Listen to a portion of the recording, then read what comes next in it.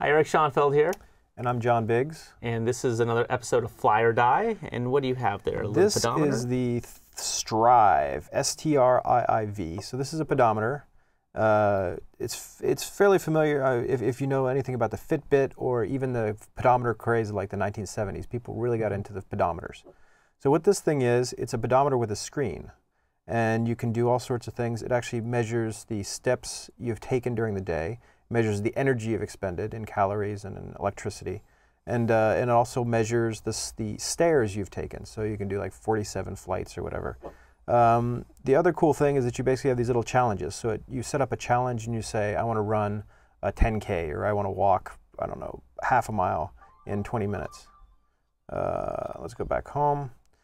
You can also donate your steps to various causes. There's also a little game on here where you're like buying trees. It's sort of like a Farmville kind of thing. So they have different incentives for you and rewards for you to get up and do some exercise and walk around. And it's gamification, and it's all on board, so you don't actually have to plug this in very often except to charge it and to connect it with the network. So, you know, I love this whole trend of, you know, towards, I mean, I think it's more than a pedometer. It's really a wearable computer, and there's different activities that you can do. And it's taking a little bit of a different approach in that it has, everything is, you can do it on the screen itself. So unlike, say, the Fitbit or other devices that, you know, just collect the data and then you upload the data and then you can visualize it and play with it on a computer screen, here everything is sort of on the device itself.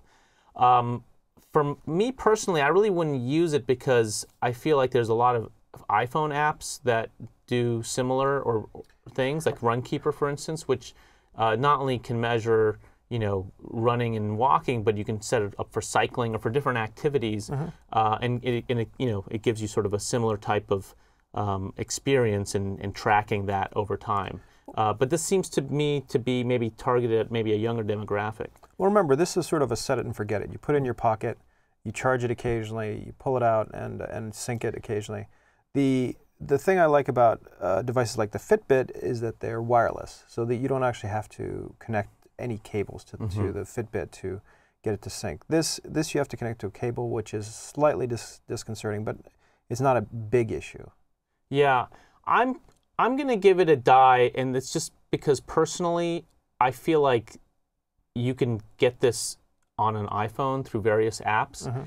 And there's another big thing. I mean, I've used these pedometers that, you know, count your steps and then you upload it, and I think they're great, but I always, there's something that the disadvantage of it being so small is you leave it in your pocket and then you leave it in the wash and then it's gone. And I've done that, and I'm not the only one who's done that. I know people even with Fitbits, you know, do that too. And I think that's sort of the big advantage. It's like, you know, you can only take miniaturization so far. Like I'd never leave my iPhone in my pocket, but I have left these pedometers. But that's maybe just me. Sure. Well, I'm giving it a fly because I think these are the new way of measuring calorie consumption, measuring the amount of exercise you do every day. I think this is extremely valuable for folks who are maybe working in an office and are sedentary, and then they suddenly realize, oh my God, I did 200 steps today. That's ridiculous. I need to do many, many, many more. So this gives you good incentive, and it's a compact package that I don't think you'll forget. The Fitbit, for example, is easy to lose, and it's much smaller than this, so you would actually feasibly lose it.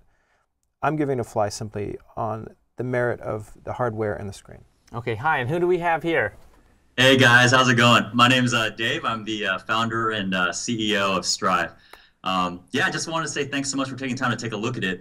And, you know, going to the first comments, we really didn't build Striiv for iPhone users or early adopters. It was really kind of, we said, like, you know, the rest of us, you know, people who didn't understand technology. And we saw a really large consumer opportunity for the type Bs, what we call fitness for the rest of us. And so, as John said, that's why the color screen's there. It's super simple to use. Yeah, we didn't have Bluetooth and all that stuff because a lot of people outside of Silicon Valley don't really understand how to pair and all that kind of stuff. So we wanted to go simple, simple, simple. And the results are kind of crazy. Like, people are walking over 50 minutes a day with their Striivs, whereas the national average is almost half, only about half of that. And so, like, you know, I think from our side, we're really about motivating the type Bs and getting them with the charities, with the games, with the goals, and just, you know, being fit not because you're self-motivated, but because you want to have a little fun, you want to give back, and you want to actually just make it accessible. So yeah, right. It's an all-in-one about. package. I see what you're doing there. And anything that gets people to exercise more and make them healthier, I'm all for it. So I hope I'm wrong on my verdict. But aren't we all? Let me just be the devil's advocate a little bit here. Yeah. I think we're all going to have smartphones eventually, in the not too distant future, and don't these apps get subsumed into the smartphones? Like, why do I need to carry my smartphone and this around if I can just do it on my smartphone? That's a great question. If you'll indulge me for about 30 seconds. We thought long and hard about this. I was the VP of marketing at a company called Booyah. We did a ton of phone apps. And the smartphone has two problems. The first problem is this concept of persistent sensors, like Runkeeper or MyFitnessPal. The minute you get a phone call, the minute you get an email, the app is dead. So it's perfect for people who go on workouts. But if you just want something tracking you 24/7 with persistent sensing, a smartphone can't do that.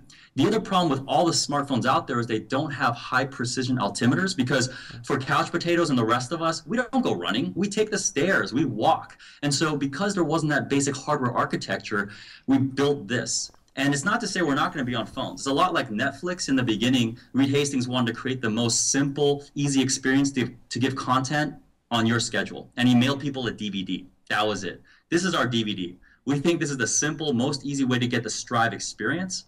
And that when the phones have persistent sensing, when the right sensors are in, we're going to be all over the phones. But we really wanted to have just an out-of-the-box, kind of as simple to use as a television type appliance for kind of middle America, all of America, as opposed to more for the early adopters, quantified self movement. We're not about the quantified self. We're about making fitness fun. Now, is there any reason why you guys didn't do a wireless dock or something like that? I think that's the it's a the great benefit question. of Fitbit. And so the two reasons. If you look at a Fitbit, you need the wireless dock, right? Because there isn't very much feedback, there isn't very much motivation. Most of the experience is on your PC or now on your phone. For us, because we actually have the full experience right here, the thinking was that that cadence of attaching would be much, much, much lower, and that basically from a power consumption, from a complexity, we actually chose not to go with the wireless dock in this first version. But this is just the first step of a whole bunch of new models and products that will be coming out from Striiv. So, it's our first little baby step. Right. What's your average steps per day? For me personally? Yeah. Yeah, so I average around 7,500 steps a day. All right. But during the weekends, I'll hit that 10K. But, I got 3 kids trying to start a company. My ass is usually in a desk or on a plane. So I try to do what I can. All right, super. Thanks for coming on. Okay, Thanks, guys. make a waterproof version, and I'll try it. Okay, we're working on a water-resistant case right now. Awesome. Okay, well, good luck with this. Thanks. All right, so there you have it, the Striiv. You like it? I like it. All right. I might be wrong about that. I like the whole wearable computer thing. We'll see where it goes, and if I'm wrong, we'll bring them back. All right. Thanks for watching.